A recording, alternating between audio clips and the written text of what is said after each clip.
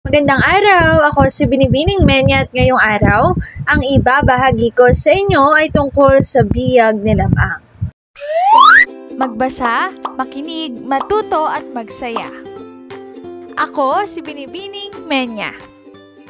Handa na ba kayo? Tara na, umpisa na nating isa-isahin at pinapirasuhin ang mga detalyeng nakapaloob dito.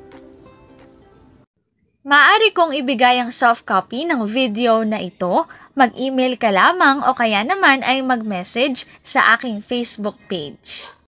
Ilalagay ko ang aking email sa gitnang bahagi ng video at ang Facebook page naman ay sa huling bahagi matatagpuan.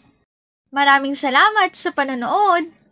Katulad ng binanggit ko kanina, ang ibabahagi ko ngayong araw ay tungkol sa biyag ni Lamang. Mga malalalim na salita sa biyag ni Lamang. Sa kanyang panganganak, si Lamang ay agad na nakapagsalita at namili ng kanyang magiging pangalan.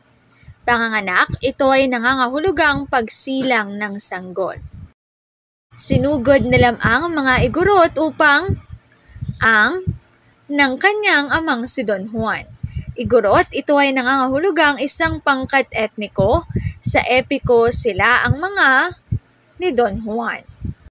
Si Lamang ay sumisid sa karagatan upang manghuli ng rarang bilang bahagi ng pagsubok sa kanyang pag-aasawa. Rarang, ito ay nangangahulugang isang uri ng malalaking isda na mahirap hulihin. Kasama ang kanyang mahiwagang tandang at aso, si Lamang ay naglakbay ng walang takot.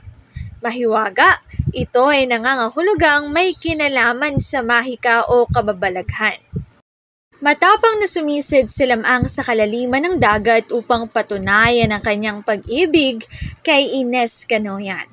Pagsisid, ito ay nangangahulugang paglubog o paglusong sa ilalim ng tubig. Sa tulong ng kanyang alagad na tandang at aso, nabuhay muli si Lamang matapos makain ng isda.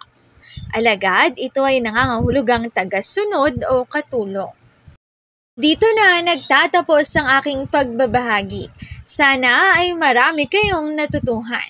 Muli magbasa, makinig, matuto at magsaya.